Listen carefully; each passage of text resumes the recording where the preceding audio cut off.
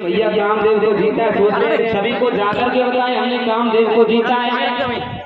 तो देव ऋषि नारद जो है सबसे पहले अपने पिताजी ब्रह्मा जी के पास में पहुंचे। जवाब दिया पिताजी। देव ऋषि नारद को जैसे ही आते हुए देखा, जवाब दिया बेटा आइए। बड़ा प्रसन्न नजर आ रहे हो तुम, खुश नजर आ रहे हो, क्या कारण है? जवाब दिया पिताजी खुशी का तो कारण ही है। अरे हमने कामदेव को जीतना मतलब जीता है, और कामदेव को जीता है तो कामदेव को जीतना कोई तितली के पंख तोड़ना। अरे हमारे जैसा योगी और हमारे जैसा ब्रह्मचारी इस दुनिया में कोई दूसरा नहीं है। अब सर पे बैठा घमंड, और घमंड जो है भगवान का भोजन होता है। तो जवाब ये देखो देव ऋषि नारद तुम घमंड कर रहे हो।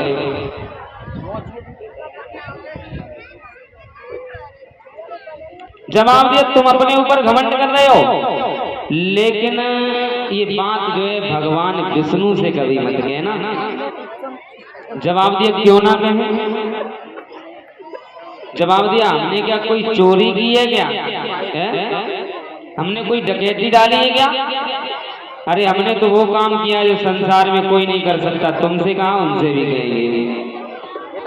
इधर अब नारद जो है बीड़ा को बजाते हुए पहुंच गए हैं अपने वो भोले बाबा के पास में। जवाब दिया है भगवान भोले बाबा ने, आइए देव ऋषि नारद, बड़े प्रसन्न नजर आ रहे हो आप, क्या कारण है? जवाब दिया भोले बाबा सम्मान से बोलना सीखो।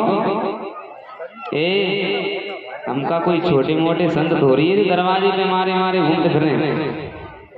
अरे हमने कामदेव को जीता है, और कामदेव को जीतना सबके बस की बात नहीं है। बहुत महान हो तुम। जवाब दिया देखो मैंने कामदेव को जीता है।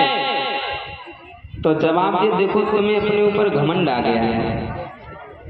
तुमने ये बात हमसे तो कह दी, लेकिन भूल करके भगवान विष्णु से कभी मत कहना। जवाब दिया क्यों ना कहें? बोले मत कहना, हम आपको समझा रहे हैं। लेकिन देव ऋषि नारद जो है वहां से उठ करके चले भगवान के पास, मतलब भगवान के पास में पहुंचे हैं। भगवान ने जैसे ही देव ऋषि नारद को आते दिखा, बड़े ही प्रसन्न हुए और उठ करके खड़े हो गए हैं भगवान। चौपाई में लिखा है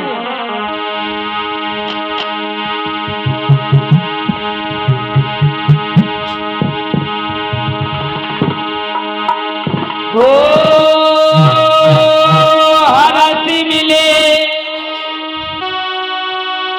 उठ रमान के और बैठे आसन ऋषि समेता। राम सिया राम जय जय राम, राम सिया राम बोलो राम जय जय राम।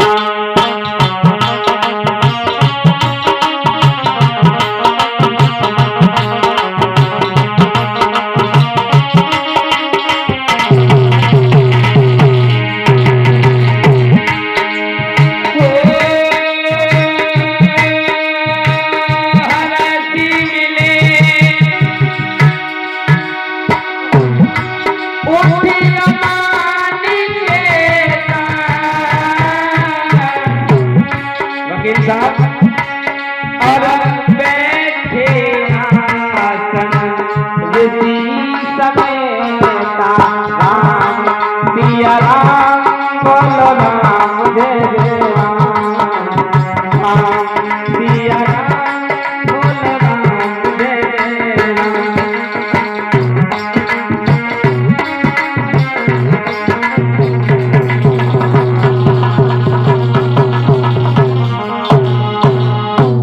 कि हरस मिले उठ रमान केता, यानी कि लक्ष्मी जी के पति। जैसे ही देव ऋषि नारद को आते हुए देखा, एकदम से उठ करके खड़े हो गए, बड़ा प्रसन्न हुए। जवाब दिया आइए देव ऋषि नारद, जवाब दिया आज बहुत प्रसन्न नजर आ रहे हो। जवाब आपकी ऐसी कृपा हुई तो कामदेव ने सब कुछ किया लेकिन मेरी समाधि भंग नहीं करवा पाया। अब महाराज जब ये बात कही है तो भगवान सोचने लगे, देव महाराज जी बात सही है भैया, कोई ने गरीब होए ने कोई गरीब होए और ने कोई अमीर होए, तो गरीब की तो चाल अलग होगी और लेकिन जो पैसा वालों ने होएगा की चाल ही अलग होए। देखो एक कदम दू तो एक कदम दू, लेकिन गरीब बेचारा धीरे धीरे चलेगा है ना। अब देवर्षि नारद ने सकपगाए जाए वहां, लेकिन भगवान बड़े प्रसन्न हुए और सम्मान किया देवर्षि नारद का, बिठा लिया। जवाब दिया देवर्षि नारद क्या कारण है, आप बहुत प्रसन्न नजर आ रहे हो। जवाब दिया प्रभु आपकी ऐसी कृपा हुई कि कामदेव ने सब कुछ किया लेकिन मेरी आंखें नहीं खुलवा पाया। जवाब दिया अच्छा।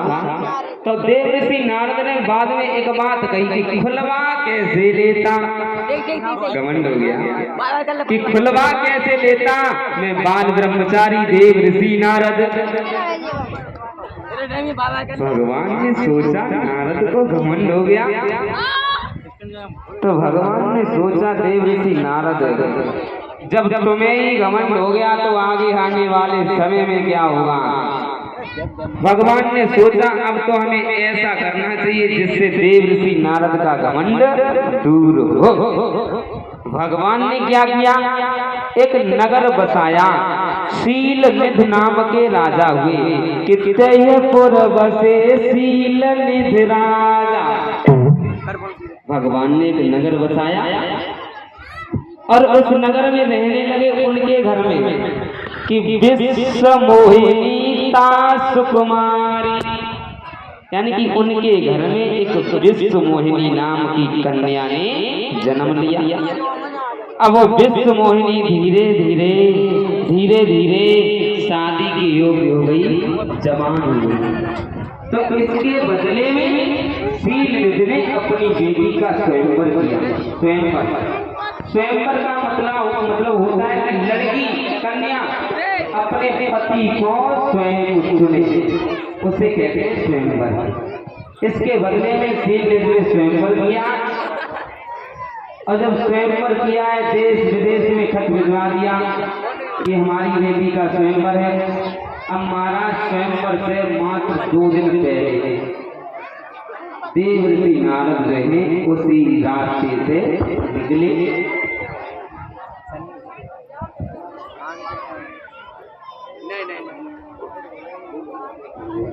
देवर्षि नारद वहीं से निकले तो देवर्षि नारद ने देखा कि मतलब नगर अच्छा है, चलो इसके राजा से मिलते। तो अंदर पहुंचे शीलनिधि ने देवर्षि नारद का बहुत सम्मान किया। जवाब दिया आइए महाराज, क्या आपका नाम नारद है? जवाब दिया हाँ। तुम कैसे जानते हो? जवाब दिया आप वही तो नारद हो जिन्होंने कामदेव को देखा है। बोले हाँ, इसका मतलब तो हमारी चर्चा शुरू हो गई है। अब देवर्षि नारद बोले हाँ हम वही नारद हैं जिन्होंने कामदेव को जीता है। जवाब दिया महाराज बड़ा ही सौभाग्य है आप हमारे घर पर आ रहे हो। कल परसों हमारी बेटी का स्वयंवर है, क्या उसकी जिंदगी बता सकते हो? जवाब दिया कहाँ है तुम्हारी लड़की, बुलाओ लड़की को। अब महाराज उधर से विश्व मोहिनी को बुलाया, लेकिन कैसी थी भगवान की वो माया, वो लड़की इतनी सुंदर थी, विश्व मोहिनी, यानी कि विश्व को मोहिनी वाली वो कन्या जिसका नाम था विश्व मोहिनी। जैसे ही लड़की को देखा देवर्षि नारद ने हंस देखा तो देखना भूल गए।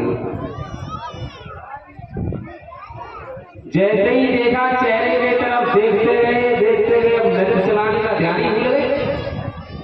देवर्षि नारद जो है उस लड़की के हाथ को जब छोड़ करके चले तो हुआ ऐसा।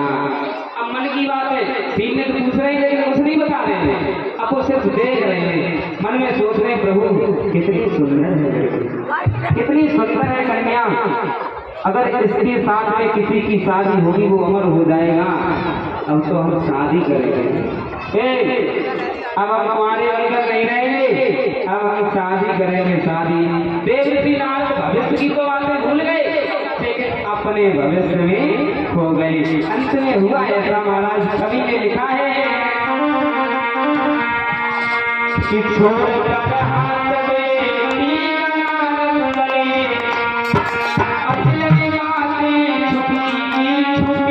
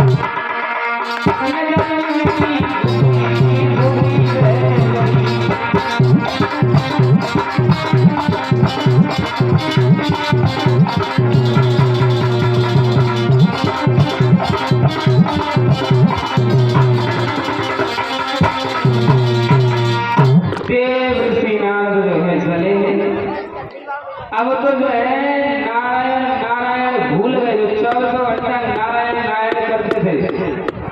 अब तो यही बात हमेशा मन में ख्याल आ रहा है कि वो लड़की की शादी हो तो हमारे साथ में हो, अगर उस लड़की की शादी हमारे साथ में नहीं हुई तो हम जिएंगे नहीं, मर जाएंगे। देखिए ब्रह्मचारी जो है नेक देर में भटक गया। इधर क्या हुआ, अब देव ऋषि नारद आए, लेट गए, लेकिन नींद न आए। महाराज एक बात है बताए, कह रहे अब नींद आए कहां से, रो गई है तो नींद नहीं आए देव ऋषि नारद में आकर के सो गई।